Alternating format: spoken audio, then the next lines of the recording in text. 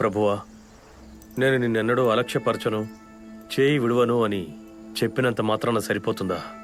ఈ జెస్సీ కూతురు విషయంలో నాకేదో ఒక మార్గం చూపించు.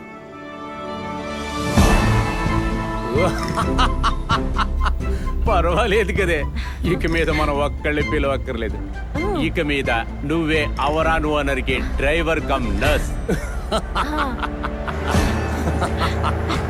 ఏ పిల్ల, ఆ డాష్ బోర్డ్ లో నాది పాత రైబన్ క్లాస్ ఉంది, అది తీవే.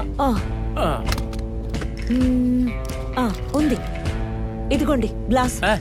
కళ్ళు కనపడి నాకెందుకే రైబన్ క్లాసు, అది నువ్వే పెట్టుకోవే. ఏంటి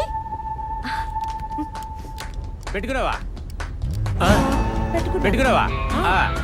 ఏది అలా స్టైల్ గా ఒక నవ్వు నవ్వువే. ఏది ఇప్పుడు బండి స్పీడ్ గా తోలుచుంటే దుమ్ము లేచిపోవాలి. అవరాన్ కారు వస్తుందని ఊరందరూ నుంచొని చూడాలి. ఊర్లోకి వచ్చావా?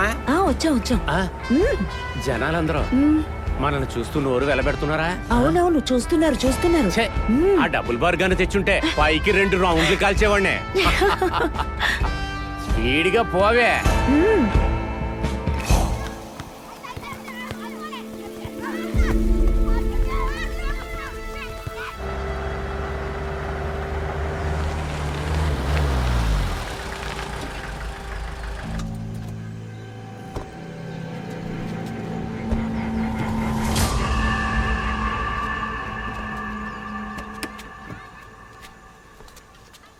దిగండి.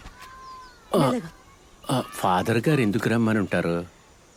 ఆ టపాసుల సైమన్ పెదనాన్న కొడుకు కావలి సైమన్ కి ఆ అమ్మాయిని అప్పగించడం అంత మంచిది కాదనిపిస్తోంది. తల్లి తండ్రి లేని ఆ పిల్లని మరి మీరేం చేయబోతున్నారు? సైమన్ ఒంగోలులో ఉన్న వాళ్ళ చుట్టాలింట్లో ఆ అమ్మాయి నుంచి చదివించాలని పట్టుదలతో ఉన్నాడు. అది చదివించడానికో వేరే ఏదైనా చేయడానికో మనకు తెలియదు కదా. ఇప్పుడు ఎలాగైతే హాస్టల్లో ఉంటుందో అదే విధంగా ఉన్నాయండి.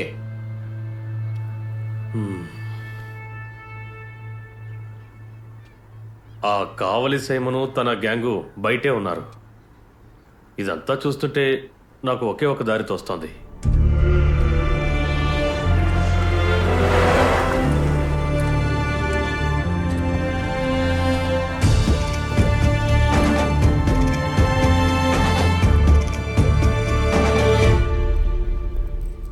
ఏంటి ఫాదర్, ఉన్నటువంటి మీటింగ్ ఏంటి విషయం?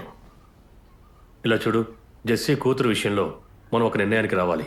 ఆ విషయం గురించే నిన్ను రమ్మన్నాను.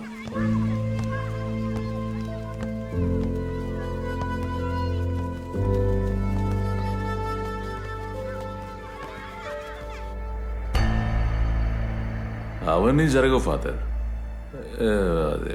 ఆండ్రూస్, స్కూల్ వయసులో నిన్ను నా భుజాల మీద మోసాను. నీ మీద నాకు ఎంతో నమ్మకం ఉంది. ఫాదర్ ఏం చెప్పాలనుకుంటున్నారు?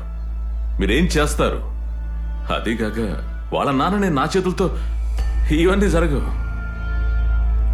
ఇవన్నీ చేయించడానిక ఆయన ఇక్కడి వరకు తీసుకొచ్చింది? అది కాదు ఆండ్రూస్.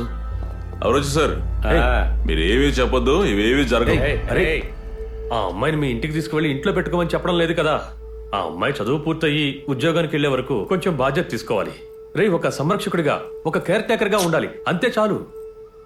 ఒకరిని సంరక్షించాలంటే అది నా వల్ల కాదు. అరే, చచ్చేలోపు రక్తపు మరకలు లేకుండా ఏదో ఒక సంఘటన జరిగిందారా నీ జీవితంలో?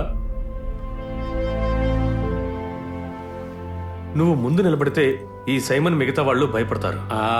అదేరా ఇందులో ఉన్న రహస్యం. హఠాత్తుగా ఒక రోజు ఎవరూ లేకపోతే పడే బాధ నీకు నేను చెప్పక్కర్లేదుగా. ఇలా చూడు, నీ లైఫ్లో ఒక వయసులో ఒంటరిగా గడిపావు. ఇప్పుడు అదే స్థితిలో ఆ అమ్మాయి కూడా ఉంది. నువ్వు ఒక్కసారి ఈ విషయం గురించి ఆలోచించు.